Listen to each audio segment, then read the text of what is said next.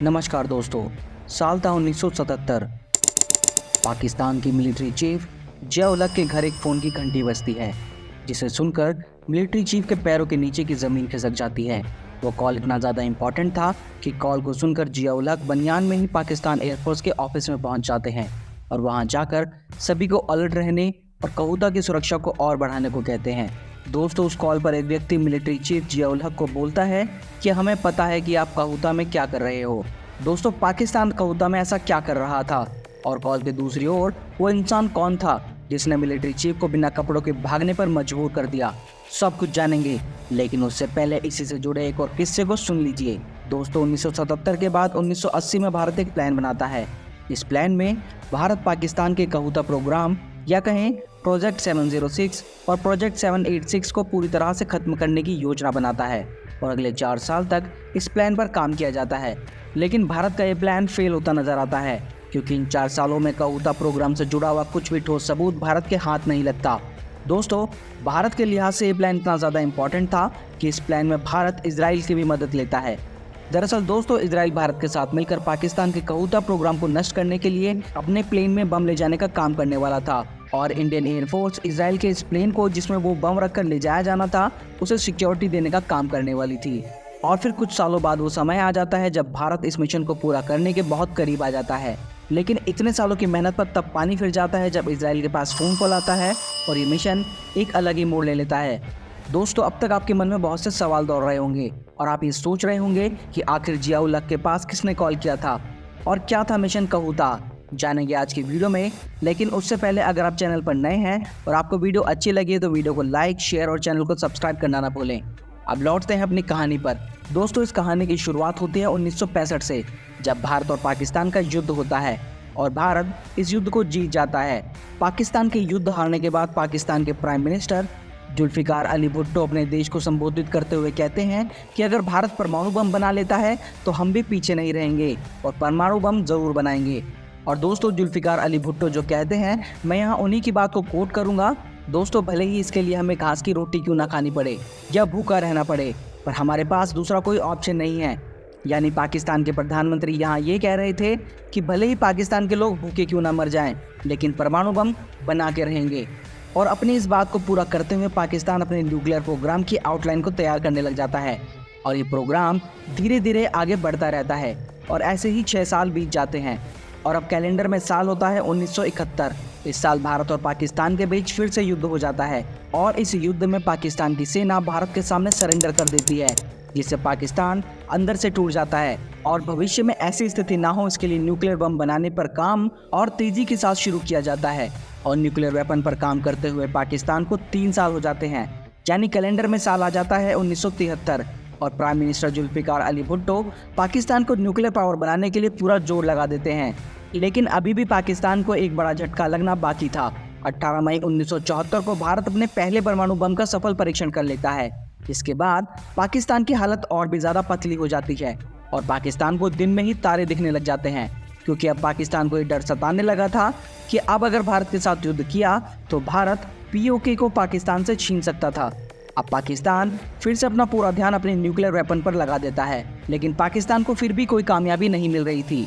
लेकिन अब पाकिस्तान एक बड़ा कदम उठाता है और साल 1976 में अपने न्यूक्लियर वेपन प्रोग्राम की कमान को साइंटिस्ट डॉक्टर अब्दुल कादिर खान को सौंप देता है। दोस्तों, अब्दुल कादिर खान ने नीदरलैंड की राजधानी एम्स्टर्डम में फिजिक्स डायनेमिक रिसर्च लेबोरेटरी में साल 1972 से 1975 तक काम किया था और इन सालों में उन्होंने परमाणु बम बनाने की सभी महत्वपूर्ण जानकारी हासिल कर ली थी। और दोस्तों, इतना ही नहीं, साइंटिस्ट डॉक्टर अब्दुल कादिर खान ने फिजिक्स डायनेमिक रिसर्च लेबोरेटरी से कई रिसर्च पेपर्स को भी चुराया था, जिससे परमाणु बम बनाने में और भी आसानी हो सकी। और इसके बाद वो होता है जो होना नहीं चाहिए था। अब्दुल कादिर खान अपने पूरे परिवार के साथ पाकिस्तान भाग आते हैं और अब पाकिस्तान के पास वो सभी जानकारी मौजूद थी जिसकी मदद से एक परमाणु बम को बनाया जा सकता था, क्योंकि अब्दुल कादिर के पास फिजिक्स डायनेमिक रिसर्च लेबोरेटरी से चुराए गए वो सभी गोपनीय दस्तावेज मौजूद थे।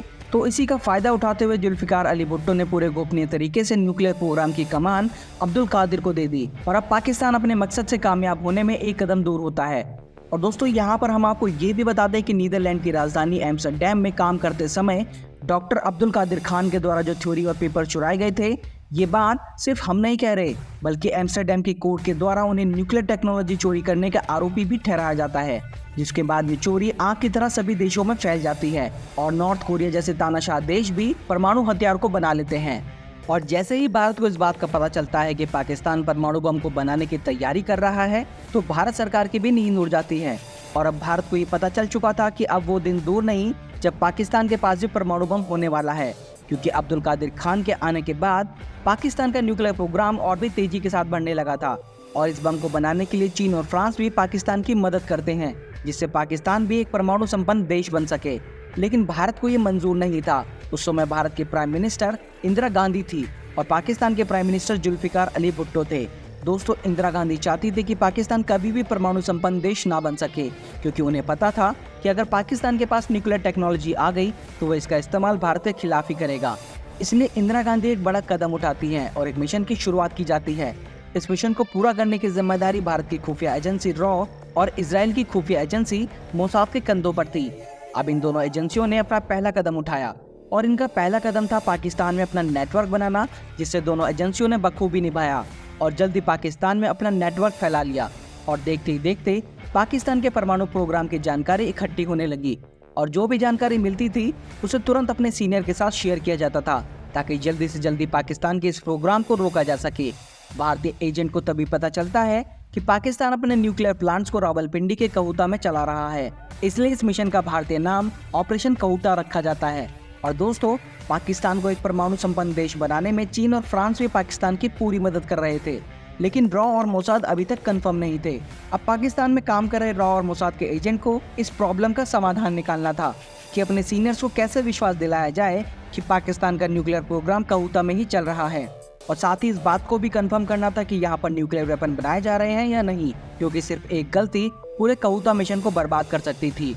लेकिन तभी पाकिस्तान के लिए एक बुरी खबर आती है और अमेरिका को पाकिस्तान के न्यूक्लियर प्रोग्राम से जुड़ी सारी बातें पता चल जाती हैं, जिसके बाद अमेरिका फ्रांस को पाकिस्तान की मदद करने से रोक देता है और पाकिस्तान का न्यूक्लियर प्रोग्राम पूरी तरह से अकेला पड़ जाता है।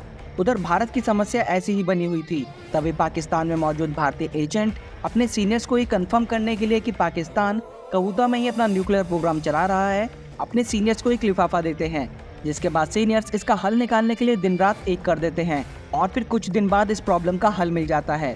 दरअसल दोस्तों, भारतीय एजेंट ने जो पैकेट अपने सीनियर को दिया था, उस पैकेट में न्यूक्लियर प्लांट में काम करने वाले लोगों के बाल होते हैं।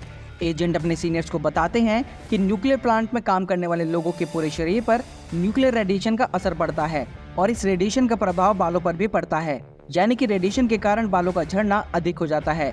जिसके बाद रॉ और मोसाद के एजेंट प्लांट के आसपास मौजूद सभी सैलून पर नजर रखते हैं और कुछ महीनों के बाद एक सैलून से उन कर्मचारियों के बालों को चुरा लेते हैं और उसे भारत भेज देते हैं। और जांच करने के बाद ये साफ हो जाता है कि पाकिस्तान कहूता में ही अपना न्यूक्लियर प्रोग्राम चला रहा है। और दोस्तों, इस बात की पुष्टि होने के बाद अब भारत पाकिस्तान के न्यूक्लियर वेपन को खत्म करने का प्लान बनाता है और डिसाइड होता है कि रॉ और मोसाद दोनों मिलकर प्लांट में काम करने वाले वर्कर के साथ मेल जोल बढ़ाएंगे। और ये काम इस तरह से किया जाना था कि किसी को भी इस मिशन की भनक ना लग सके, और ऐसा ही किया जाता है। न्यूक्लियर प्लांट में काम कर रहे लोगों के साथ बातचीत करना शुरू किया जाता है और कुछ समय बाद वो पल आ जाता है जिसका सभी को इंतजार था, यानी कुछ महीनों की बातचीत रंग लाती है और पाकिस्तान का एक साइंटिस्ट रॉ के साथ काम करने के लिए राजी हो जाता है। और इस पूरी डील के लिए वो साइंटिस्ट पूरी न्यूक्लियर प्लांट के ब्लूप्रिंट के बदले 10 लाख US$ की मांग करता है। दोस्तों, ऑपरेशन कहूता 1974 में शुरू हुआ था, लेकिन रॉ और मोसाद को इस डील तक पहुंचने के लिए 3 साल का समय लग जाता है, यानी अब कैलेंडर में साल आ गया था 1977। अब भारत बस एक कदम दूर था इस पाकिस्तान के न्यूक्लियर प्रोग्राम को खत्म करने के लिए। लेकिन तभी कुछ ऐसा होता है जिससे सब कुछ चेंज हो जाता है और एक बार फिर कहूता ऑपरेशन संकट में आ जाता है। दरअसल साल 1977 में भारत में लोकसभा के इलेक्शन होते हैं, जिसमें इंदिरा गांधी इलेक्शन हार जाती हैं और मोरारजी देसाई जीत जाते हैं। अब इस मिशन को आगे बढ़ाने के लिए मोरारजी देसाई को 10 लाख US$ की पेमेंट को मंजूरी देनी थी।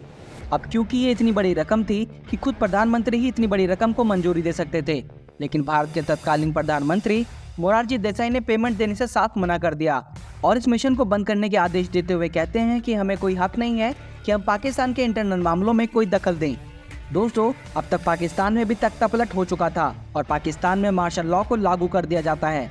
इसके बाद प्राइम मिनिस्टर मोरारजी देसाई और मिलिट्री चीफ जनरल जिया उल हक दोनों देशों के आपसी रिश्ते को सुधारने के लिए कॉल पर बात करते हैं।